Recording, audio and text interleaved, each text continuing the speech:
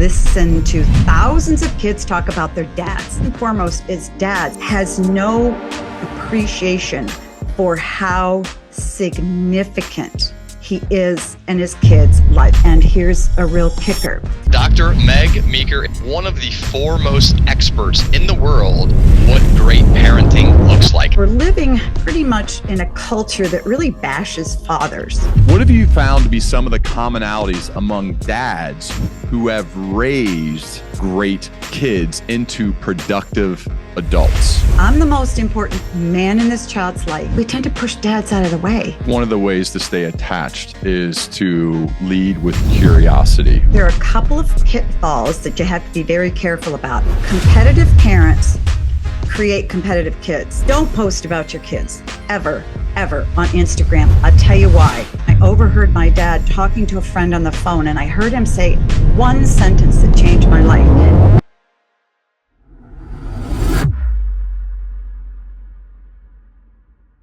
Throughout the course of your career, you are one of the foremost experts in the world on what great parenting looks like, how to raise tough, resilient, humble, productive members of society. Let's focus on dads for a second. When you think about dads, Meg, what have you found to be some of the commonalities among dads who have raised really, I guess, for lack of a better word, great kids into productive adults? Yeah. Well, one of the reasons that I know what that takes is because for 33 years, I've listened to thousands of kids talk about their dads. And one of the things that I've realized, first and foremost, is dads, any father listening, I don't care where he is, who he is, how old he is, how old his kids are, has no appreciation for how significant he is in his kids' lives. It's just something dads don't understand. And there are many reasons for that. But my mission was to come to fathers and say, you got to get this. You got to get this, because this is what your kids are saying about you, and this is what they want.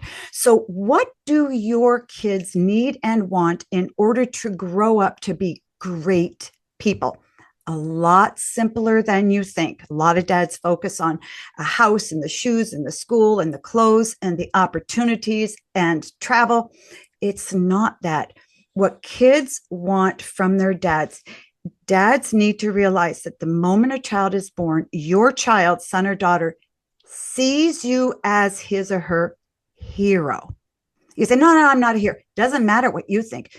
Your child, all during their life, looks up to you as the smartest, strongest, best leader, the most important person in the whole world. And that's not a title that you earn.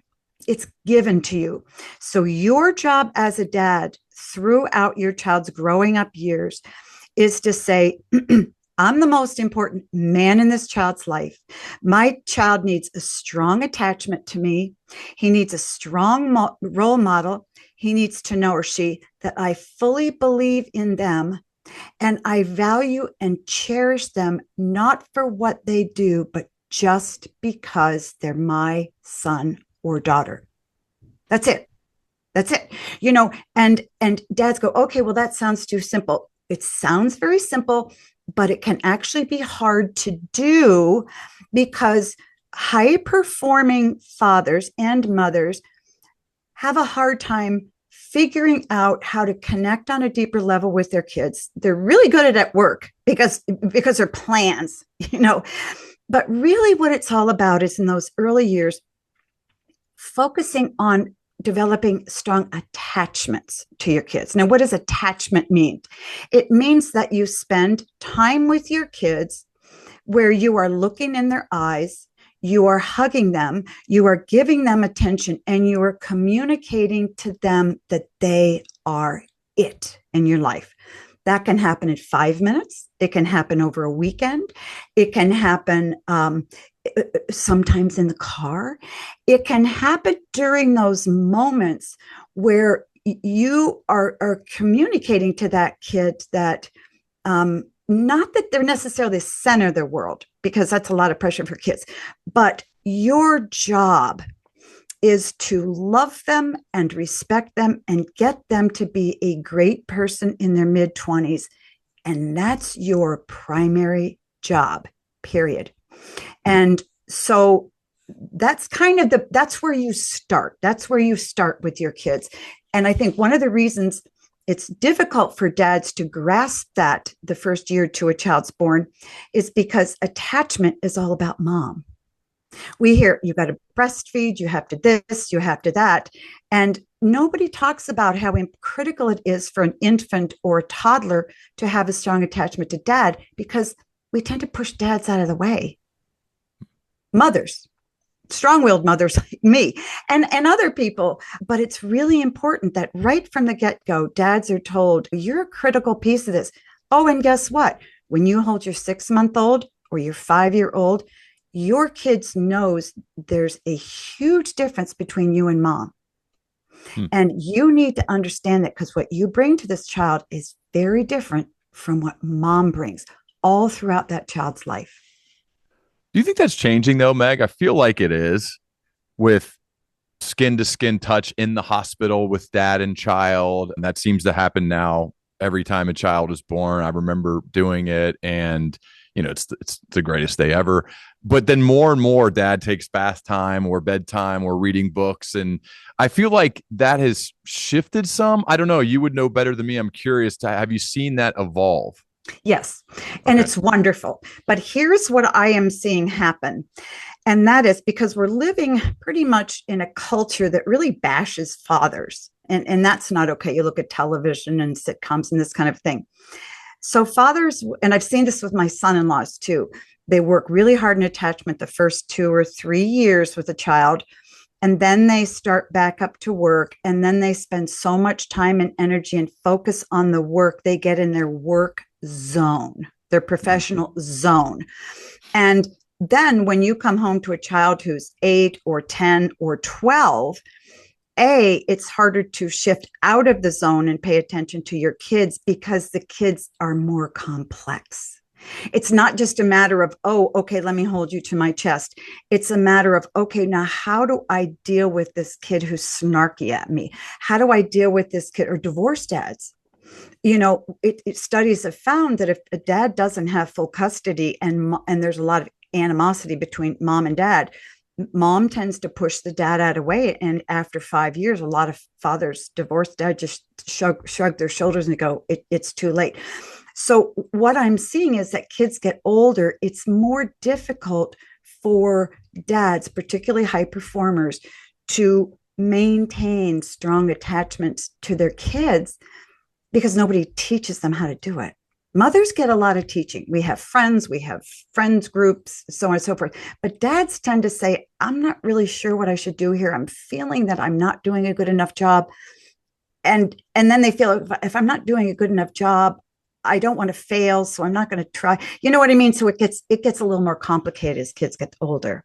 I feel like one of the ways to stay attached is to lead with curiosity. I'd love to hear what you think about this, Meg. But for example, just asking questions, being a good listener, asking good follow-up questions, being genuinely interested in what they're interested in, and then taking the next step to, they love volleyball. We're going to go to the NCAA Final Four volleyball tournament for the weekend, where we're going to stay in a hotel and get meals together and go to the games. You create reasons to spend one-on-one time together, or to do something that they're interested in. Not like, hey, you're going to come to a Dave Matthews Band concert because I love them and she doesn't. I feel like that has been one of the ways I've tried to increase that level of connection, is what are you into? And then just get curious about it, instead of saying, oh God, I don't want to go to that thing or do that or go there because that's not interesting to me. But it's basically being curious and being genuinely interested in what they're interested in. What do you think of that? I think that's great. I think there are a couple of pitfalls that you have to be very careful about. And that is this: kids want their dad's approval.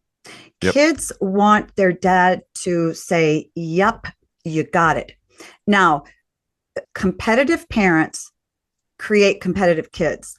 And a lot of times what we do is we recognize that our kid is really good at football or our kid's good at volleyball, whatever. And so they participate. And so we go to the sidelines, we clap, clap, clap. We take them to their games on the weekends. But we have to be very careful, because to a kid that says, I get attention from my dad when I play volleyball, football, whatever.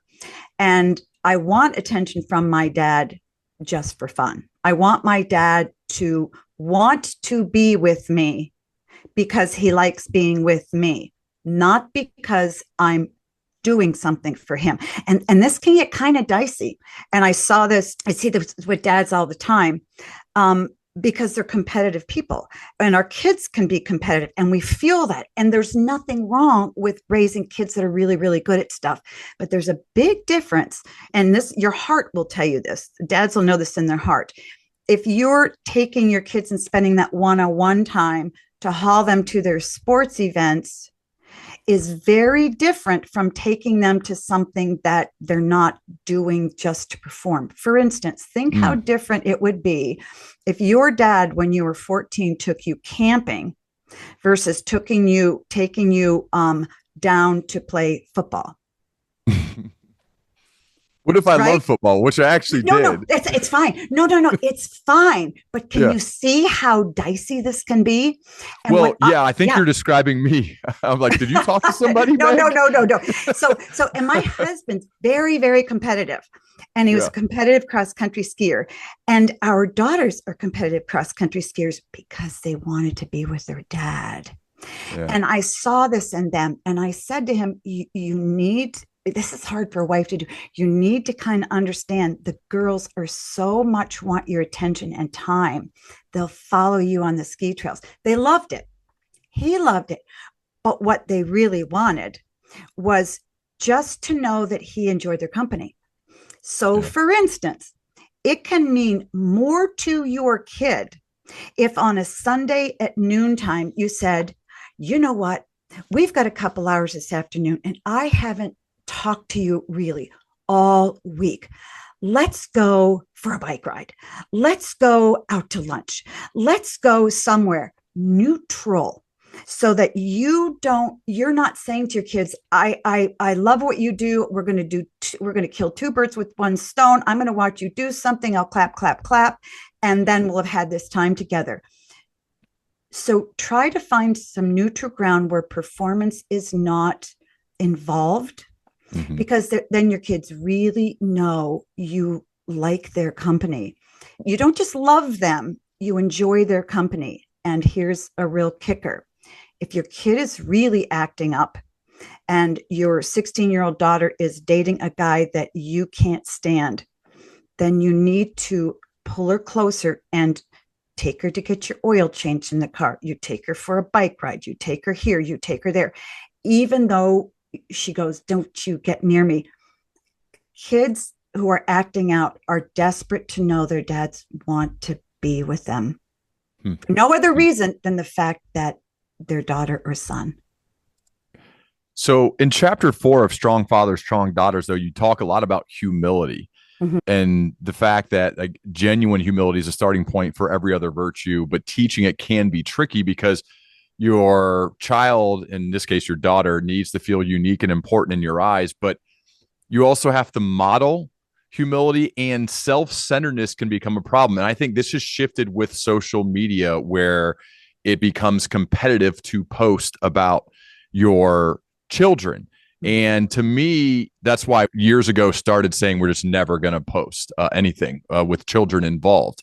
And it just makes it easier. You don't have to think about it, right? We still take all the pictures and share them with our family members, just don't share them publicly, especially as my stuff has become more public. How do you balance this of your, like, I love you for you, I just want to be with you, you do not have to perform for me, all of that, but also teaching them to be humble people? They're not the center of the universe. They're not like my entire life, as some parents make their kids like their lives revolve around them. And we've all probably had chapters of that. And maybe that's better than just obviously neglect. But how do we find that right balance where we can teach humility, but also ensure that they know how much we love them unconditionally? Yeah, great question. Social media is really can be devastating, particularly for girls. Just that's a whole nother subject.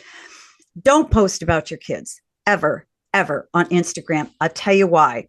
When a kid knows that you are posting about them, they become your show off trophy. Yep. Look how happy my kids are. Look who my daughter's dating. Look at my son just, was elected to honor sciences. So stay away. There's nothing good that comes to you or your child by posting their picture or anything about them on social media, period. So don't go that.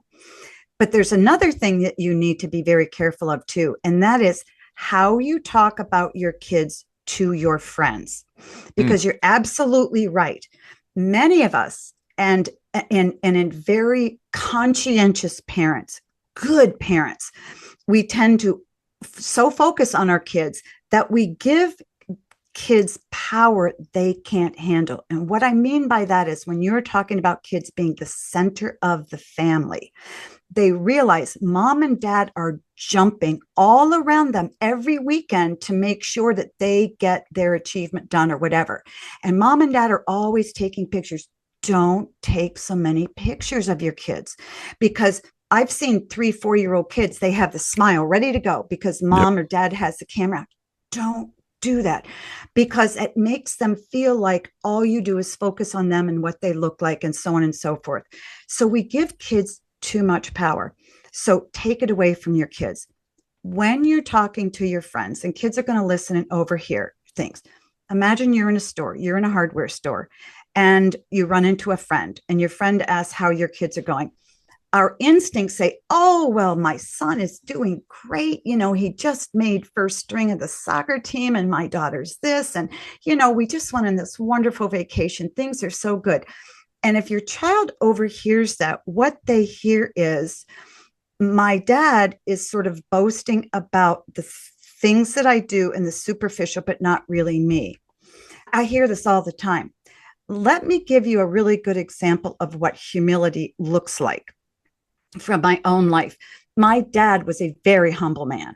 My dad was a very smart man. He was he was a physician, best friends with the editor of the New England Journal of Medicine, which is like the premier medical thing. And I knew this man. And my father always taught me, always do good work, but never talk about it or boast about it.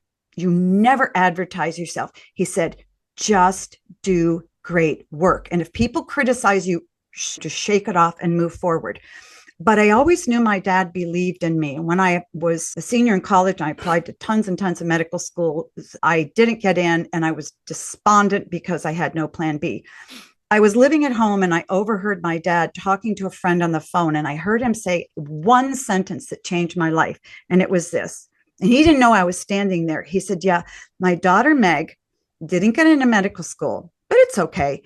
Next year or the year after, she'll be going. And in that moment, I knew I was going to go. Was my dad boasting about me? Not really. What he was communicating to his friend is he believed in me that I could do anything I wanted. But he never pumped me full of that when I was growing up. He never pushed me to go to medical school. He never said, oh, you should this or oh, you should that. Teaching your kids humility is extremely important. It's not teaching them to beat themselves up and to be a doormat. It's not this false humility like, oh, I'm a terrible person. I'm a terrible person. You're better. It's teaching them that the value of their life is the same as the value of anybody else's life. In other words, even though you may be very accomplished, don't you dare feel like you're a better person, that you have greater value than another person, ever. And I just had a 3-year-old come in my practice the other day by a foster mom. He was nonverbal. And I said, why? He said his parents locked him in a closet for 3 years. And that's why he wasn't talking. So I've been working with this little kid. The value of that child's life is the same value as mine. Period. And if I can't see that value in that child, I can't take adequate care of him. And to help your kids see that the value in your eyes that they have compared to their classmates, their teammates is the same. Because if they believe they're more important, it's going to ruin their relationships. They're going to talk down to somebody. If they believe they're less important than another person, they're always going to walk around feeling insecure and kowtowing. One more word. Best way to teach your kids humility is teach them to serve. Take them somewhere and have them serve in the soup kitchen. Take them on a mission somewhere. Take them on a place where they are working with people who have equal value, but very little opportunities in life. That's really one of the best ways to teach humility, I believe. One of the big things my wife and I have talked about is unconditional love, and using that phrase with our children, saying it and then defining it. How would you describe unconditional love and then how to live that out as a parent? Yeah, great question.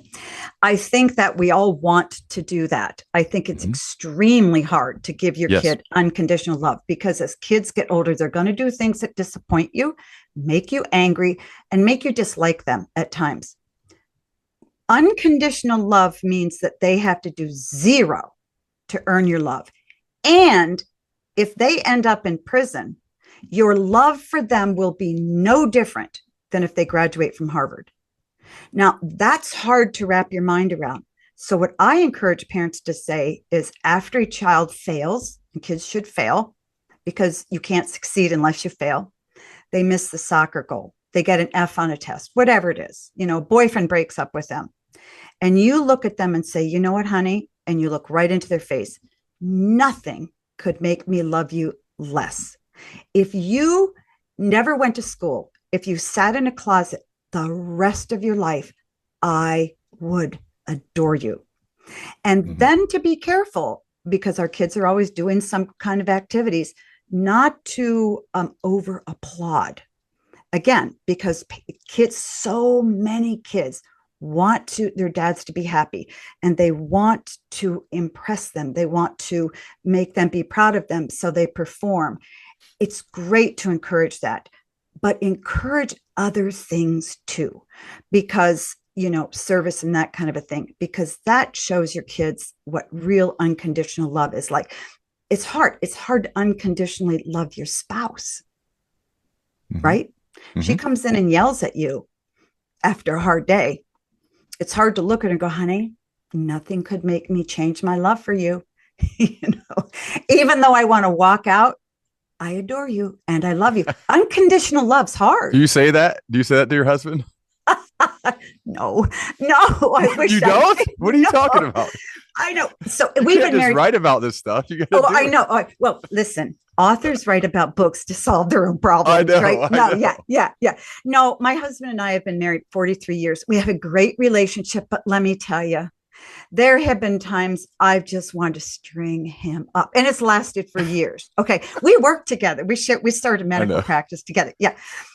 And that's part of marriage. Times you go through years, it's like, I don't ever want to hear your voice again. So just don't talk to me for a year or two.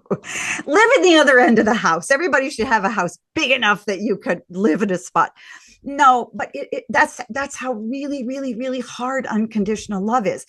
Yeah. Unconditional love of your kids is easy until they're about 8. And then they get really snarky. And then you have a 13-year-old girl who walks and goes, Dad, don't touch me. You're just disgusting.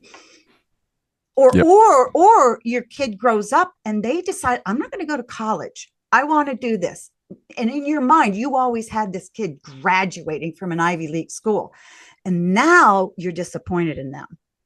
Now, you don't want to communicate that to them, but you're grappling with this. Can you express unconditional love to them? So it's hard, but I think you're absolutely right, Ryan. We need to practice, but we need to say things like, look, even if you were in an auto accident, could never talk to me, could never hug me, could never do anything, and I had to care for you the rest of my life, my depth of love for you would never change. And isn't that what we wanted our dads to say to us? Yeah. I think I love you and I'm proud of you. It's first 2 things I say at the end of of school day, getting off the bus after a game. I mean, anytime. I love you. I'm proud of you. I think that is, I think almost so much that they just tune it out or it just becomes so normal. I want it to be that way. I think that's good. Back to the marriage thing. So I was reading in chapter 9, Teach Her to Fight. You talked about at the beginning of the chapter, you and your husband, and you were trying to change him for many years early on in your marriage because do we really have to talk about it? Well, You're right. I actually, it's important. Here's the reason why is because I felt like your husband for a second. Not that my wife has never really tried to change me, but I love to exercise and I have to do it every day. It's my medicine. If I don't get it, like I'm going to die. So like it's a 7-day-a-week thing. It's more mental than physical for me. She knows it. And I think loves me for it. And it's never, ever, she does too, but we just have to do it at different times so we can take care of our kids. So I'm curious about this idea of, because when I saw you're like trying to change him and argue with him, and I was like, God, I don't know if I want to be married to Meg. That seems brutal. What did you learn from those years trying to change him to then you evolved to the point where I think you finally said, that's who he is? You just love him. Yeah. And I think it's very common in the first at least 10 years of any married couple's life is you all of a sudden find these things about your spouse that really drive you crazy and that you don't deserve. I deserve a husband who's not golfing every Saturday afternoon and Sunday afternoon. I don't get my time. So what I need to do is communicate to him that this is not okay. And then he needs to help me do my thing.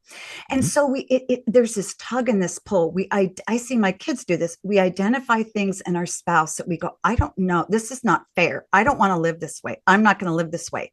Yep. And in a healthiest of marriage, that's going to happen. But then you get through that and you realize, okay, haranguing him about, because my husband's a compulsive exerciser. Truly, it's a need. It's a need. And I feel that. I feel it. Yeah. And I've acknowledged that. And I've realized that if he doesn't exercise for a few days, he needs to go outside. But that's okay. But it took me a long time to get to the point is this is life. This is who this man is. You better love him and just get off your soapbox. And I always joke. So I figured out what he needed to change. And of course, he tried to do the same with me. Okay. And then the second decade of our marriage is, okay, now how can we navigate this? And then the third decade, we just said, oh, forget it. Just love me for who I am. You know, the guy cleans his chainsaw on my kitchen counter. Now, I hate that. Okay. He cleans his bike in our kitchen. He puts his shoes on our center island in our kitchen. Who cares? He's a good man, you know? And so these are the kind of things that you just learn, you know, it's quirky, it's weird, but he's a good man. And so I try to look at his positive qualities and forget all the stuff that drives you crazy. The quicker you learn to just forget about that stuff, the better your marriage is going to be.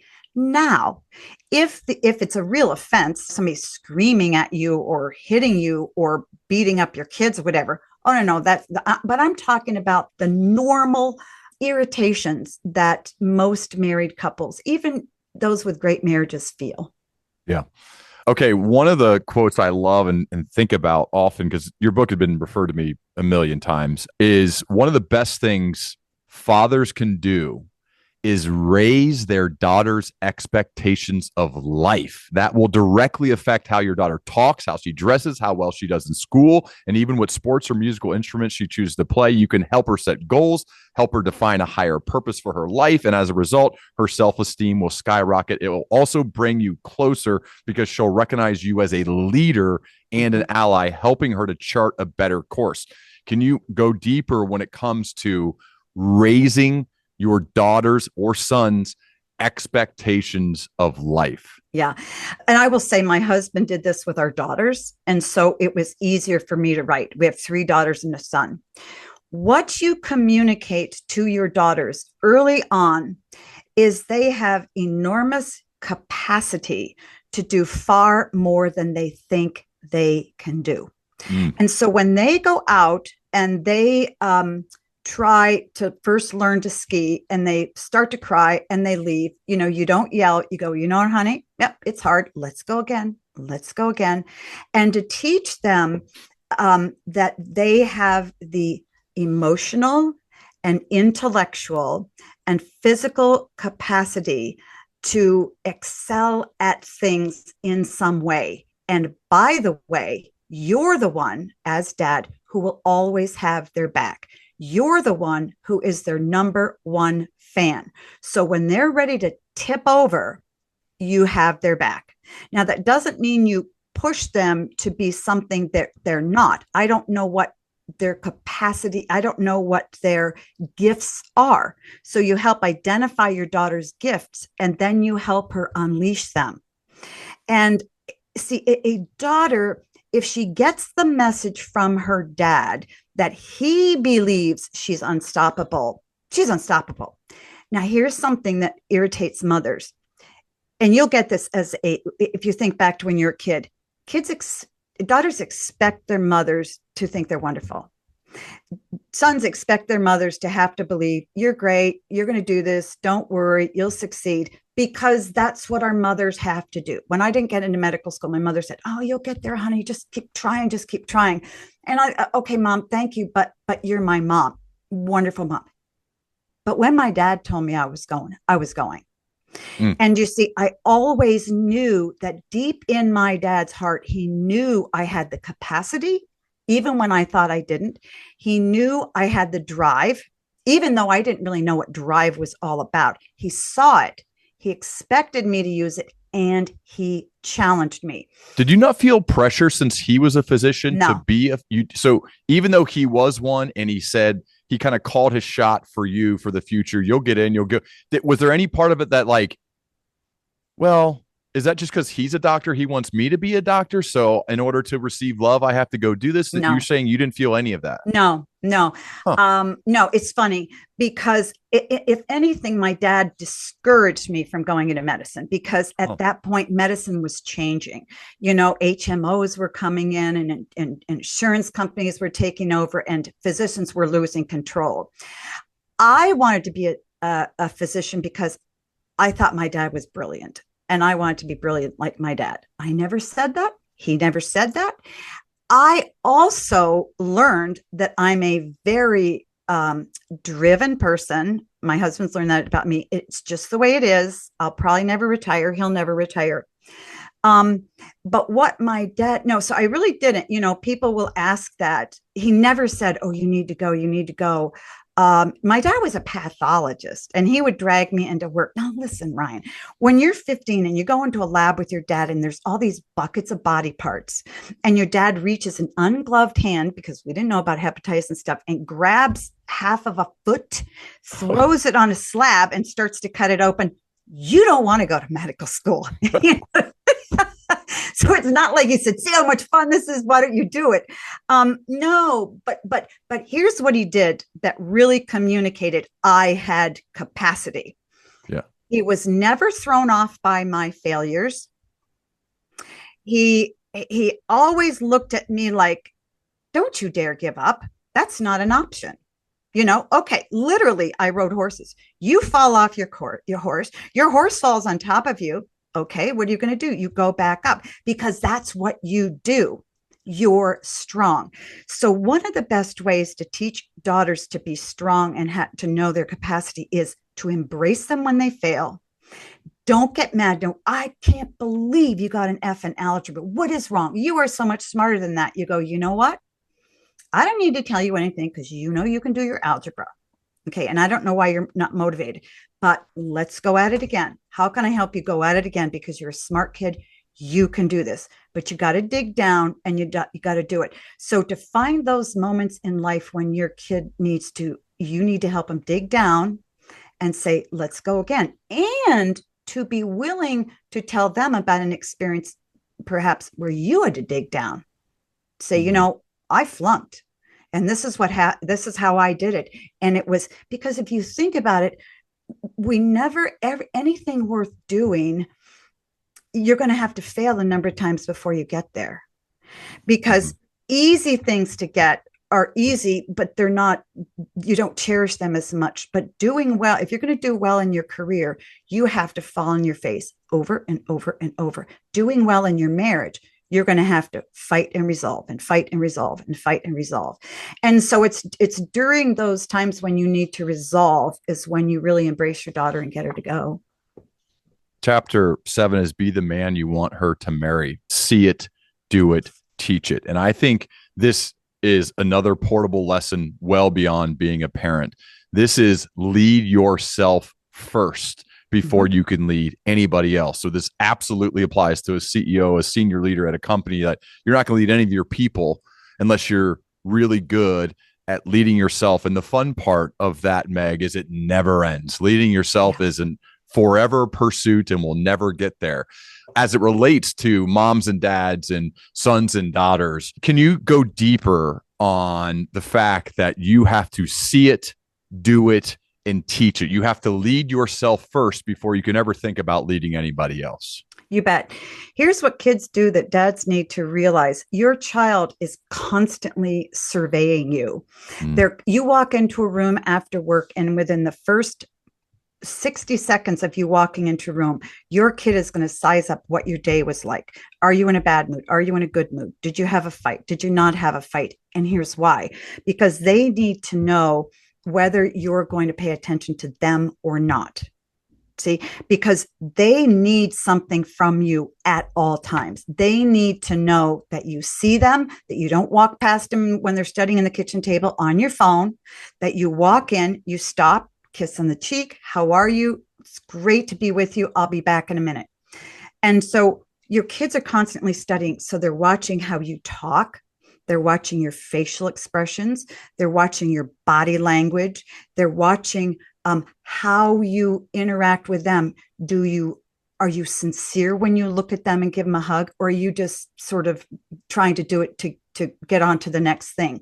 Because your kids need to know in that moment that you are paying attention and you're giving them attention and you value them.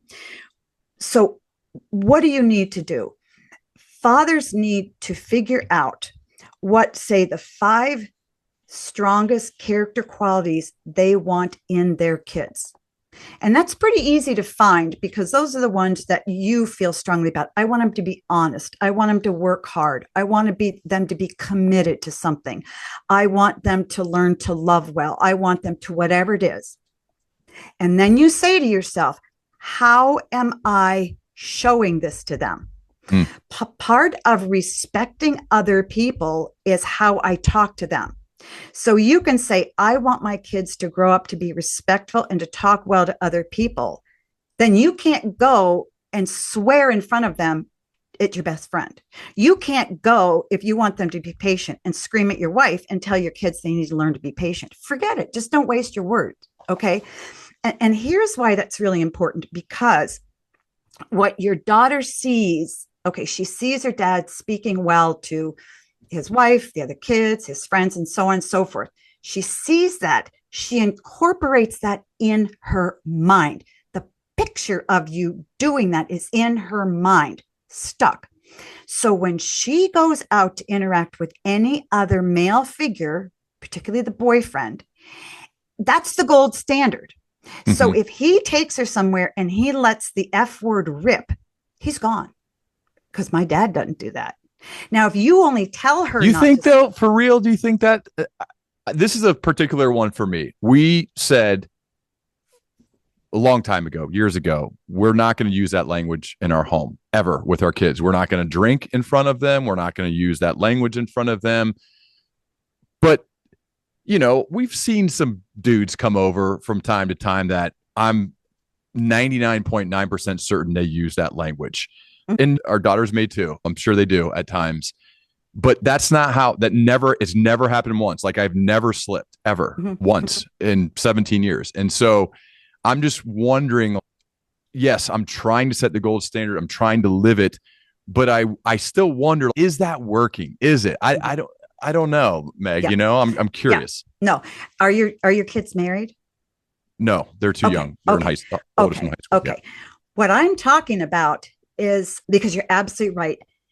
You have set that gold standard that you have set is in her head. Now, when it really matters she'll use it. But during the teen years, girls are going to be around this guy, they're going to be around that guy, and it's good for them. Okay, because they're going to see, what is it like to be around a guy who doesn't like act like my dad? What is it like to be around a guy who's, smoking weed all the time? I will tell you, I was engaged for 2 years to a man my dad couldn't stand because I wanted independence, but I knew I'd never marry him. Right? Oh, because you knew that at the time? Did you know that? This is horrible. Yes, I did. Really? Yes. But he was in LA and I was in Boston. It's Wait, easy. you got engaged to him though? Yeah. Okay. Yeah. Because but it's easy to be engaged to somebody you never see, right? I knew I was going off to medical school and I was going to do this, and so okay, we'll deal with this marriage thing down the road. Okay. Okay, look, I'm bringing you into the mind of a 21-year-old, okay? Because your kids are going to be 21 pretty soon. But I just kind of, because my dad hated him, I'd never marry anybody my dad hated. But it didn't bother me that much that my dad was a little thorny about it, because I wanted my dad to know I was independent. But then I met my husband, who was very much like my father. The engagement broke off, and 7 months later, I was married. I don't recommend doing that. But here's my point. During the years your kids are younger and teens and in their 20s, they're going to move here and move there and be around a lot of people. But when it comes to lifelong commitment, they want the best in that spouse, and the best is what you've put in their head. Okay. Now think about this. I can't tell you how many girls I've seen who've had terrible relationships with their dads. Dads scream, da, da, da, da. And they say to me at 70, I will never marry a man just like this. I'll never do it. 5-10 years later, what do? They walk down the aisle to a guy who is abusive to them. Why? Because it's the familiar. Dad plants in the mind of a daughter what is familiar, what's the default. And that is so powerful that when it comes to the big decisions in their lives, that's where they go. That's home base. So the bad boy phase that some go through, meaning girls who seek that out, and I know there's a lot of psychological reasons as to why that might happen. What do you think about that? If as the dad, you're trying so hard to live it every day, right? To do things with deep intention and for a reason, and high character, hard work, trusting, all those things, be good to people, never, ever speak negatively behind somebody's back. We have a phrase in our house, let's spread positive gossip, which means we only speak positively. We tell good stories about people, not bad. So that type of thing. But if then you still you think the bad boy thing or the one who's not right for you is a phase that some just decide to go through, or what's that all about? Yeah. First of all, by the time your kid hits 16, they know what you think about everything. They know how you feel about everything. So you don't need to hammer them. Okay. 16-year-old daughter brings home this guy and you think, are you kidding me? He's got tattoos all over his face, including his lips. And you're like, what are you doing? You want to shut the door and yell at your daughter. No. She knows. Okay. She knows what home base is and what the gold standard is. She is experimenting with herself. This doesn't have to do with you, Dad. Don't take it personally. It does not mean you're a failure. It means your daughter is just trying to figure out life. Okay. It's not that what you taught her didn't work. It's not that you wasted all of that time. It has nothing to do with you. It has everything to do with what she's going through. So how do you respond? Okay. She knows you're not going to like this guy. You don't need to say anything. Your face is going to say it all in the first 10 seconds you meet the guy. You have to meet the guy face to face. Period. Okay. Yeah. You got to meet him face to face. Shake hands. Let's talk. I put that in my book, I think. You shake his hands, his heart. You talk about guns and everything. Yeah, I know. My dad taught me to hunt. Okay. And so what you do, because this is so normal for kids to do this and it breaks your heart. You've got this beautiful little girl that you just don't want broken or hurt or yelled at or whatever. but basically by 17 or 16, she knows everything about how you feel and think and want from her. So you swallow hard and you embrace the moment and what she's going through. You don't embrace the guy. You don't like the guy. You don't fake it, but you say, honey, okay, why don't you have so-and-so over for dinner? And you just, you just suck it up and you let her know you're interested in her life in that moment. You're interested in what she likes about him, how he makes her feel. So you're not going to just go, get out of here, because that's kind of what she's waiting for you to do. She might even be testing you to see, Dad, do you really mean it when you say you love me? Are you going to put up with this, Dad? Are you going to, or a lot of times they're just trying to get attention. Girls will do anything, including getting pregnant, to get attention. So you need to make sure, I see it. Okay. I got it. Okay. You like this guy. Okay. I'd like to get to know the guy. Okay. And you ride with it. No lectures. You don't hammer her over the head. She knows it all. And you just go with her phase. But again, you always have her back. You don't like what she's doing, but you always have her back, because the boyfriend eventually is going to go. Yeah. Okay. If at 17, she's dating this creeper. She's not going to marry him at 25. Okay. And she doesn't have full brain development till she's closer to 25 anyway. So the good news is, you've got 8 years to change your mind. Well, I like this story. There's multiple stories, but I think it was Alicia. You may probably use a fake name, and Jack. Alicia and Jack. So Alicia's dad knew that Jack, he just had a gut intuition that he, something about the guy. I don't trust him. There's just something about him. I don't know. But it caused a fracture in Alicia and her dad's relationship, because she got engaged. She was getting ready to get married. They spent a lot of money getting ready for this wedding. And all of a sudden, Alicia finally got this sickening feeling, because she got a phone call saying, hey, you're not the only one. And so she hires a private investigator, and it's realized that Jack has multiple kids with multiple women. He has multiple lives. He doesn't have the job he says he has. And she calls her dad and says, I need you. And of course, he's there immediately. And I think this is the key part of the story, Meg, that I really liked, is after he protected her, he went in and talked to Jack, and then he changed the locks and he got him out of there. He never once told her, hey, I told you so. Or no. What are you thinking? He never did any of that. He just loved her. Yeah. He just supported his daughter. He was there for her, never made her feel bad, didn't make her feel small because she made a bad choice. He just was there for her, even though they had a huge rift in their relationship, because he had told her, this guy is not right for you. You shouldn't get married to him. And I think that's a key point is, yes, it turned out that the dad was completely right, but he didn't need to say that. All he needed to do was to love her and be there for her. And I bet that probably solidified Alicia and her dad's relationship for life. And I think that's something to remember, that sometimes you're going to be right. Don't rub it in their face. No, because, because I'll guarantee you in that moment when she got the phone call, the shame that came over her was overwhelming. Yeah. She was embarrassed. She wanted to run and hide. And if her dad would have come to her and gotten angry or said, you know what, I knew it. If you'd only listen to me. Yep. No, don't say a word. You come into her house, you change the locks. Honey, what can I do? I know that this is incredibly painful for you. So, because here's what's going to happen as your daughter matures and she gets married and she has kids, or she gets pregnant out of wedlock, or whatever happens, you want to be the one that she always comes back to. Mm-hmm. And the way to do that is to just stand there and be, and have your arms open, and never say, I told you so.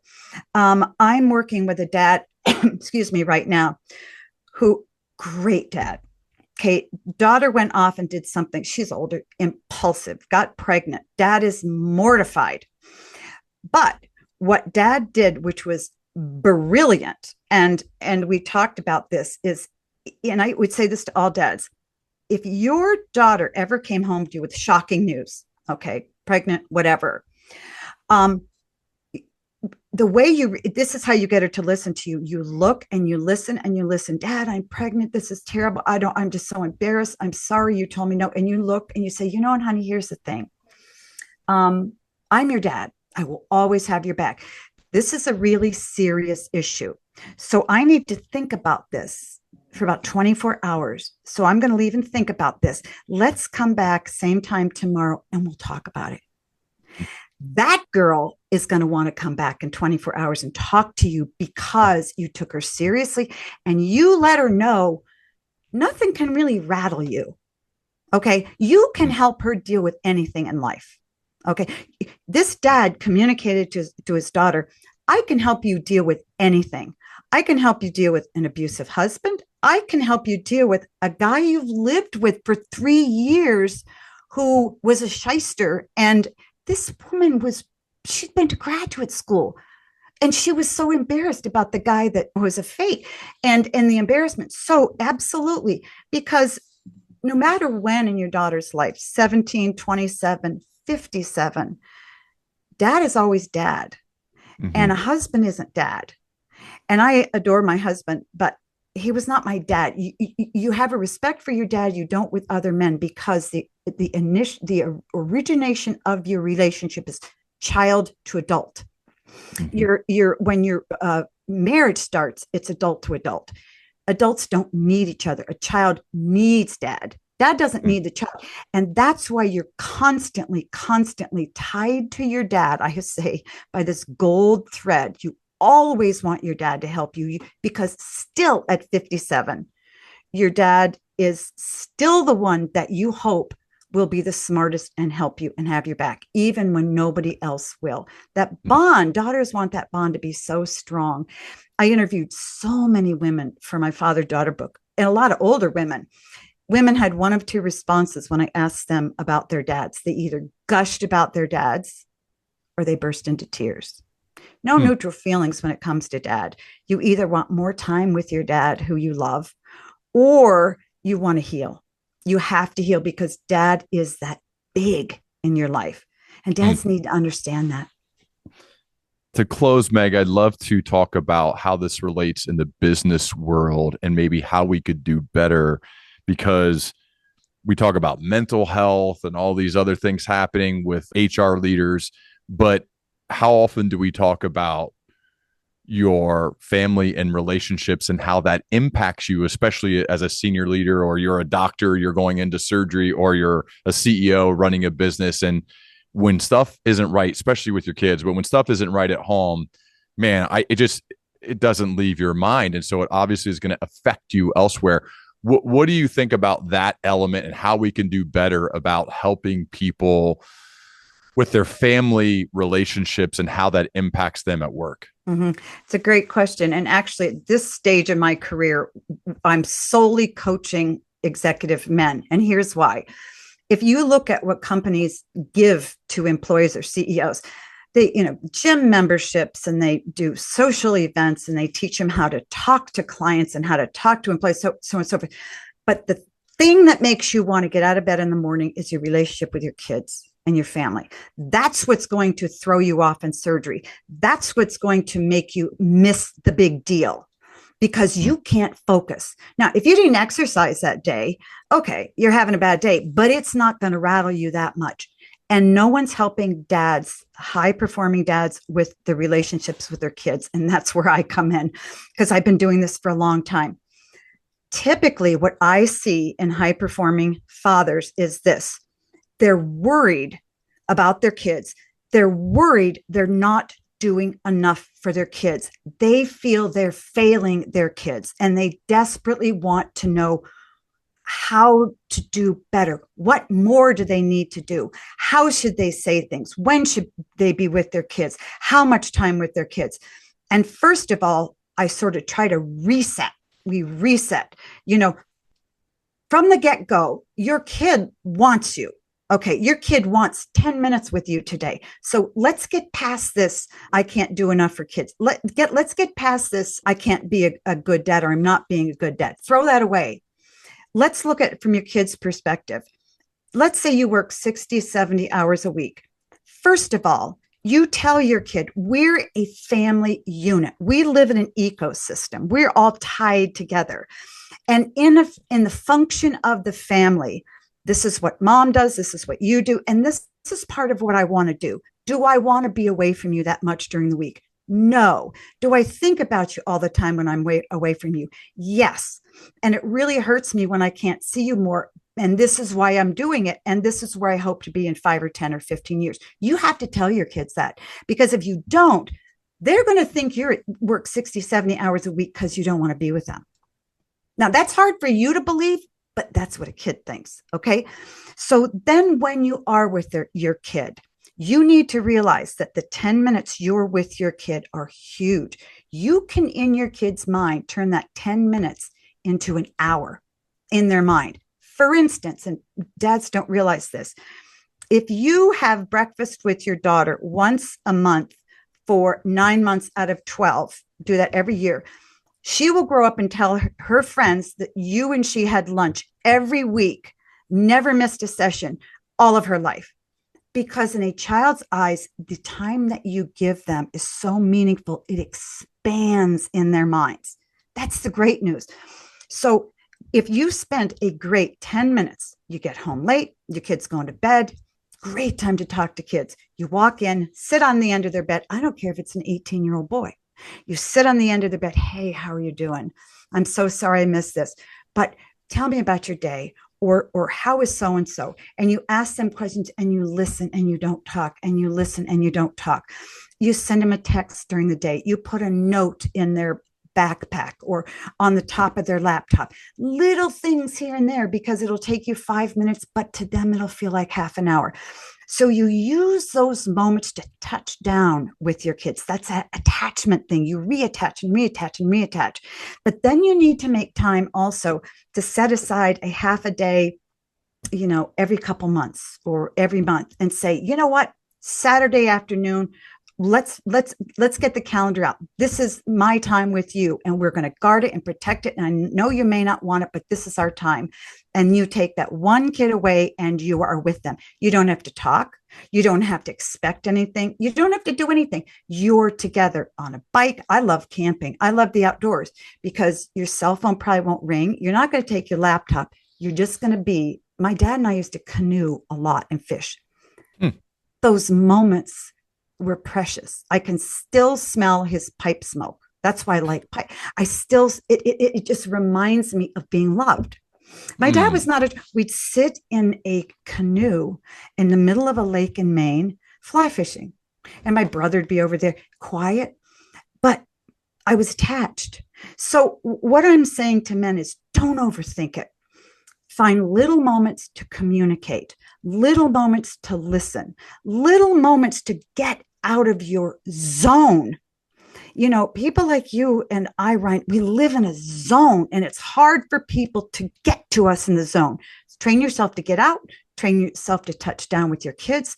Then you have to set aside chunks of time, and then you go from there, and it will transform your relationship. I have seen kids who are ready to have to go live in a halfway house because they're so troubled, have their lives turn around just by incrementally helping dad spend a little more time with them, because that's the power. So It's so much simpler, but that might even change your salary, because you will go to work, you'll operate better, you'll talk better, you'll be a better boss, no matter what. You'll have a better marriage. Yep. When I got promoted the first time, my dad said, your presence is required, meaning presence with my people. Don't sit in your office and be in meetings all day, be with your people. And the same is true. Your kids want your presence more than your presence, right? And I think that is big and something I try to live up to, especially the one-on-one dinners or one-on-one anythings, walks. If you have more than one kid, I think that's, or even if you do have only one kid, but either way, the one-on-ones I found to be really just so enjoyable. I just love them. I had one last night. There's a Chipotle, 50 minutes, just hanging out, trying low stress, low pressure, what's going on, just listening, being curious. I think curiosity is like one of the ultimate ways. That's how I feel loved, is if, like, especially my wife is curious about me and about what's going on and just the world. And I think a lot of people feel love through others' curiosity about them and asking questions and actually like deeply, deeply caring about what they're saying. And that's why follow-up questions are so important too, Meg. So there's so much here that I'm very grateful for your work. And it is amazing when a dad has a daughter. I bet the first thing a lot of people say is, well, strong father, strong daughter, strong father. I can't even imagine how many times your book has been recommended. Times. It's so funny, and I really would like to update it because things are changing so quickly, but it's in multiple languages. And, and I really wrote it. I was inspired by two people, my dad and my husband, because both of them raised strong daughters, but they never told them what to do. And they never said, you need to get A's. They just knew, their dads knew they had what it took. And they were there to help them live that out. And you're absolutely right. As far as the curiosity, kids want to know, you want to know what they think and feel. Mm-hmm. And that's, ask them questions. You ask questions to understand. You don't ask questions to tell them stuff, because or to judge. Yeah. And I will say, I think dads are better at this than mothers in general. We ask a question to set our kids up to tell us an answer that we want, so that, or not tell us an answer so we can correct them. And you don't do that. Kids smell that out, particularly daughters. And what do you think about that dress? Do you think it might be a little bit too short? And then the kid defends it. And then you're ready to go, yeah. But the curiosity, be curious, ask questions, and don't say anything in response. There is so much power in a relationship, and it's strengthening a relationship in just that act. Oh, Meg, this is amazing. I love your work. Strong Fathers, Strong Daughters, highly recommended. There's Strong Mothers, Strong Sons. You've written lots of books, coaching leaders. This is the most important thing. What are we doing? Like, we're going to go work like crazy. What are we doing? The most important thing is our relationship, especially with our spouse, as well as our relationship with our kids. So thank you so much for being here. I would love to continue our dialogue as we both progress. This has been fun. I would love to, too. This is my heart. And I can't believe there aren't more women in this space. I've only found one. Encouraging dads to understand their kids. It's so much easier. And to just deepen that love with them. Life can be so rich. So rich. Any father, so rich. So thanks for having me, Ryan. Of course, it feels like this is what you were put here to do. So I'm grateful to be in your orbit. And like I said, I'm looking forward to more conversation in the future. Thank you so much, Meg. Thank you.